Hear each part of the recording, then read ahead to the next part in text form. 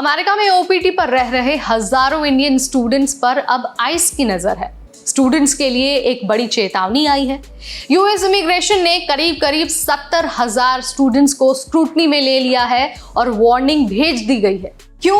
क्योंकि उनके service records में जॉब इंफॉर्मेशन या तो मिसिंग है या फिर आउटडेटेड है। तो अब अगर आपने 15 दिनों के अंदर अंदर अपने सर्विस में सही अपडेट नहीं फिल किया तो आपका वीजा स्टेटस टर्मिनेट हो सकता है और आप आउट ऑफ स्टेटस माने जा सकते हैं। तो इस वीडियो में हम खास तौर पर बात करने वाले हैं कि क्या हुआ है, किन स्टूडेंट्स को खतरा है और आपको अभी क्या करना चाहिए।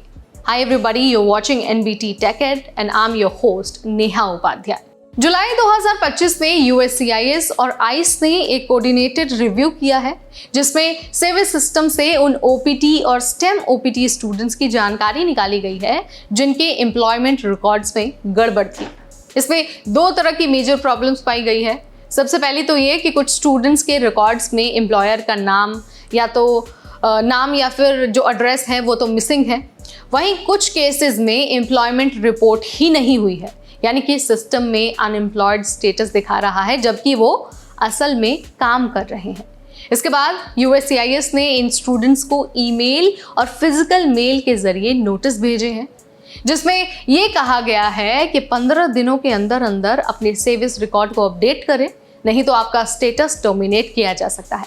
और अगर स्टेटस टर्मिनेट होता है तो उसका सीधा मतलब है इलीगल स्टे, पॉसिबल डिपोर्टेशन और फ्यूचर वीजा रिफ्यूजल्स। अब बात करते हैं कि किन स्टूडेंट्स को ये वार्निंग सबसे ज्यादा सीरियसली लेनी चाहिए, यानी कि किन पर खतरा सबसे ज्यादा है। तो देखिए, वो स्टूडेंट्स जिन्होंने हाल ही में अपनी जॉब बदली है लेकिन डीएसओ को अपडेट नहीं किया है, इसके अलावा जिनका एम्प्लॉयर या फिर जॉब टाइटल सर्विस में गलत है या फिर अधूरा है, या फिर जो कंसल्टिंग या फिर थर्ड पार्टी स्टाफिंग फर्म के थ्रू काम कर रहे हैं जहां पर एम्प्लॉयर क्लाइंट मिसमैच हो सकता है, और जो लोग स्टेम ओपीटी पर हैं लेकिन फॉर्म I-983 सही तरीके से सबमिट नहीं किया गया है या फिर अपडेट नहीं किया गया है, उन सभी लोगों को इस वार्निंग को सीरियसली लेने की ज़रूरत है। इसके अलावा अगर आपने मल्टीपल एम्प्लॉयर्स मेंशन किए हैं और उनमें से कोई भी इनएक्टिव है तो भी वो आपके लिए यूएससीआईएस के लिए एक रेड फ्लैग हो सकता है। इस बार यूएससीआईएस और आइस सिर्फ वार्निंग देकर नहीं रुक रहे हैं। कई सारे स्टूडेंट्स को एनटीए यानी कि नोटिस टू अपीयर मिल चुका है, जिसका मतलब है कि उनका केस इमिग्रेशन कोर्ट तक जा सकता है। इसके अलावा कुछ स्टूडेंट्स को ओपीटी एक्सटेंशन डिनाई कर दिया गया है, यानी कि जो उनका ओपीटी था उसे आगे बढ़ाने से मना कर दिया गया है। कुछ को ग्रेस पीरियड खत्म होते ही आउट ऑफ स्टेटस डिक्लेयर कर दिया गया है। ये जो इन्फोर्समेंट है ना, वो बहुत स्टेप बाय स्टेप किया गया है और उसकी सीरियसनेस तो कोई भी नज़रअंदाज नहीं कर सकता है। गवर्नमेंट अब ये वेरीफाई कर रही है कि कहीं ओपीटी का मिसयूज तो नहीं हो रहा है, यानी कि फेक जॉब्स, घोस्ट एम्प्लॉयमेंट या फिर ऐसे एम्प्लॉयर्स जिनका कोई रियल प्रोजेक्ट ही नहीं है, उन सभी लोगों पर निगरानी रखी जा रही है।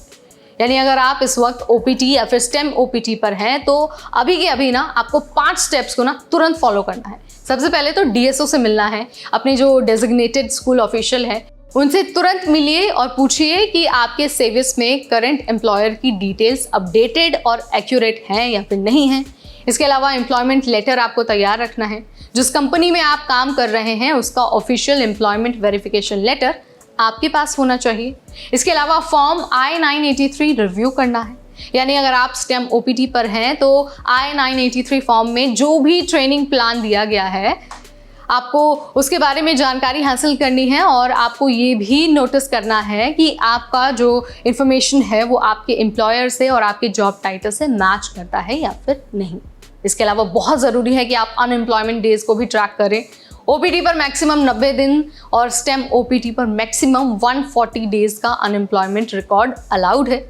अगर आपने इस टाइमलाइन को एक्सीड किया तो आप ऑलरेडी रिस्क पर हो सकते हैं। इसके अलावा SEVP पोर्टल एक्सेस आपको करना होगा।